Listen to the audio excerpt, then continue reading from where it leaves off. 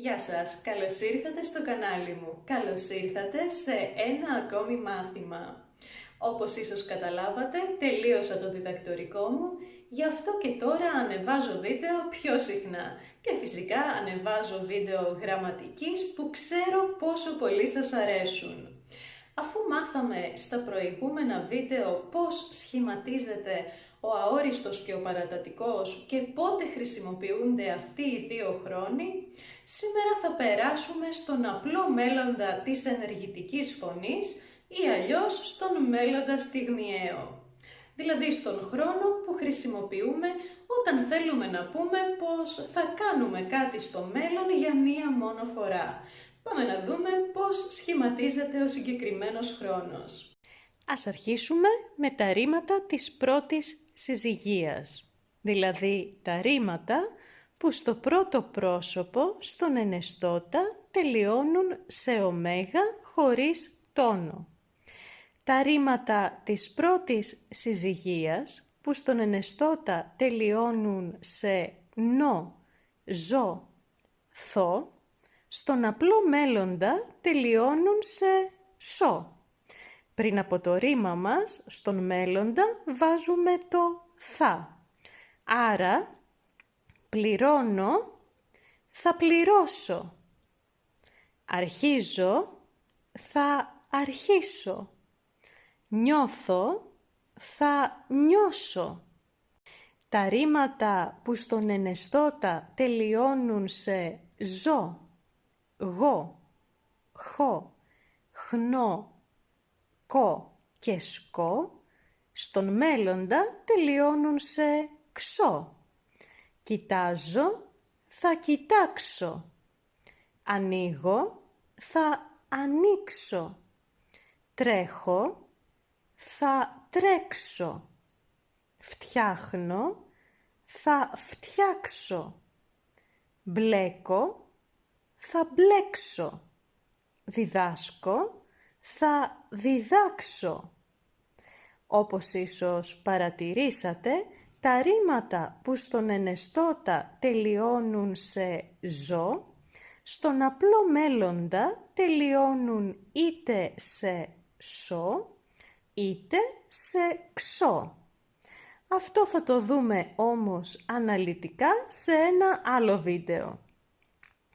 Τέλος, τα ρήματα της πρώτης συζυγίας που στον ενεστώτα τελειώνουν σε πο, βο, φο, πτώ και εύω, στον απλό μέλλοντα τελειώνουν σε ψω. Λείπω, θα λείψω. Ανάβω, θα ανάψω. Γράφω, θα γράψω. Βλάπτω, θα βλάψω. Μαγειρεύω, θα μαγειρέψω. Και πάμε στα ρήματα της δεύτερης συζυγίας. Τα ρήματα τύπου Β1, αυτά δηλαδή που στο πρώτο πρόσωπο στον ενεστώτα τελειώνουν σε άο ή σε ωμέγα με τόνο, όπως το αγαπάω, αγαπώ, στον απλό μέλλοντα τελειώνουν σε ίσο, άσο ή έσω. Δεν υπάρχει κάποιος κανόνας που μπορεί να σε βοηθήσει να επιλέξεις μία από τις τρεις καταλήξεις. Τα περισσότερα όμως ρήματα στον απλό μέλλοντα τελειώνουν σε ίσο. Από το πρώτο πρόσωπο του ενεστώτα αφαιρούμε την κατάληξη άο και προσθέτουμε την κατάληξη ίσο. Δεν ξεχνάμε φυσικά το θα. Βοηθάω, θα βοηθήσω. Ζητάω, θα ζητήσω. Κρατάω, θα κρατήσω. Μιλάω, θα μιλήσω. Ρωτάω, θα ρωτήσω. Σταματάω, θα σταματήσω. Τραγουδάω, θα τραγουδήσω. Φιλάω, θα φιλήσω. Ας δούμε μερικά ρήματα που στον απλό μέλλοντα τελειώνουν σε άσο. Γελάω, θα γελάσω. Διψάω, θα διψάσω. Κρεμάω, θα κρεμάσω. Πεινάω, θα πεινάσω. Σχολάω, θα σχολάσω. Χαλάω, θα χαλάσω. Σπάω, θα σπάσω. Χαμογελάω, θα χαμογελάσω. Γερνάω, θα γεράσω.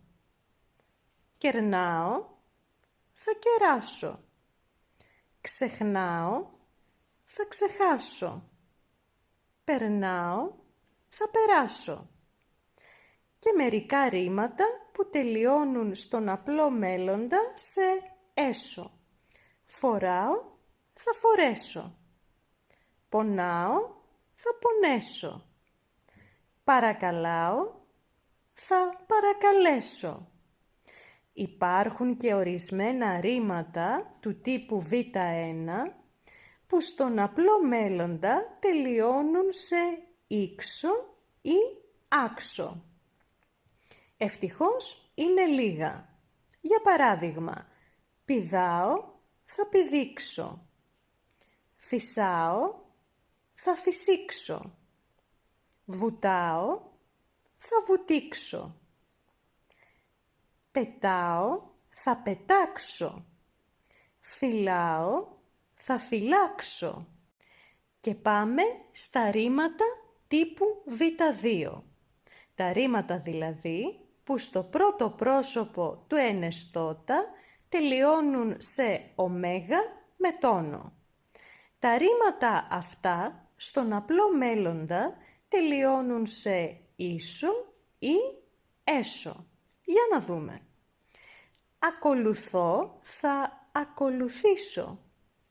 Ενοχλώ, θα ενοχλήσω. Εξηγώ, θα εξηγήσω. Ζω, θα ζήσω. Οδηγώ, θα οδηγήσω. Τηλεφωνώ, θα τηλεφωνήσω. Χρησιμοποιώ, θα χρησιμοποιήσω. Και τα ρήματα που τελειώνουν σε έσω, μπορώ, θα μπορέσω.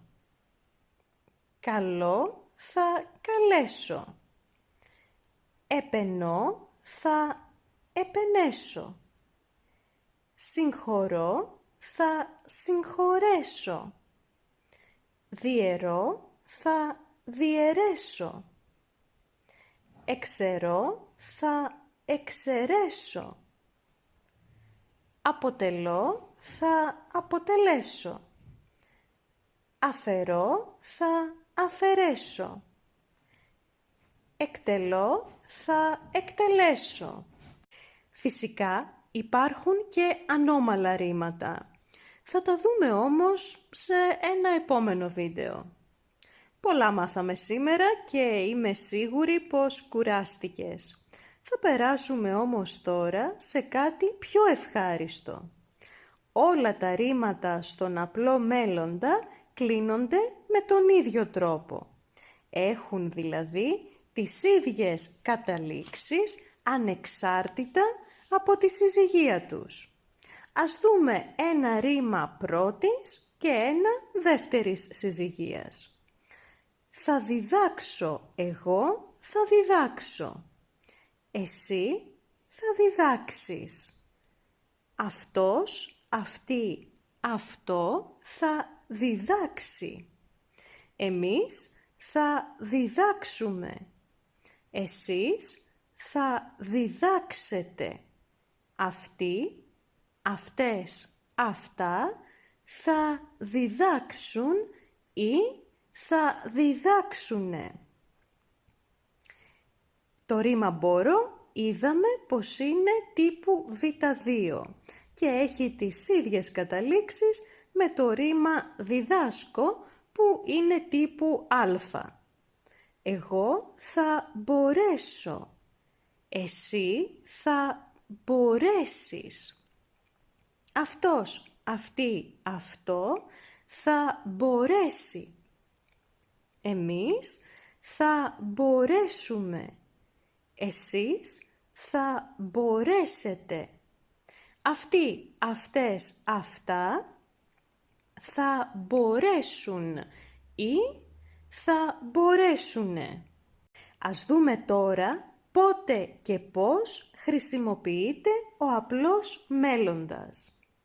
Χρησιμοποιούμε αυτόν τον χρόνο όταν θέλουμε να πούμε πως κάτι θα γίνει στο μέλλον μία φορά ή όταν θέλουμε να πούμε τι θα γίνει στο μέλλον, αλλά δεν μας ενδιαφέρει πόσες φορές θα γίνει ή πόσο θα διαρκέσει. Μας ενδιαφέρει μόνο το αποτέλεσμα. Για παράδειγμα, αύριο θα τηλεφωνήσω στον Δημήτρη μία φορά. Όμως θα σπουδάσω ιατρική στην Ελλάδα. Προφανώς οι σπουδές μου θα διαρκέσουν πολλά χρόνια, αλλά δεν με ενδιαφέρει αυτό. Θέλω μόνο να πω τι θα κάνω. Με νοιάζει μόνο το αποτέλεσμα. Τέλος, είναι σημαντικό να θυμάσαι ότι όταν χρησιμοποιούμε απλό μέλλοντα μετά τις λεξούλες όταν, μόλις και αν, δεν βάζουμε το θα. Για παράδειγμα, ο απλός μέλλοντας του ρήματος τελειώνω είναι θα τελειώσω. Όμως λέμε, όταν τελειώσω το διάβασμα θα σου τηλεφωνήσω. Αν τελειώσω νωρίς θα σου τηλεφωνήσω. Μόλις τελειώσω θα σου τηλεφωνήσω. Και εδώ τελειώσαμε κι εμείς με το σημερινό μάθημα. Εάν το βρήκες χρήσιμο, μην ξεχάσεις να κάνεις ένα like και εγγραφή στο κανάλι μου. Θα τα πούμε σύντομα. Γεια σου!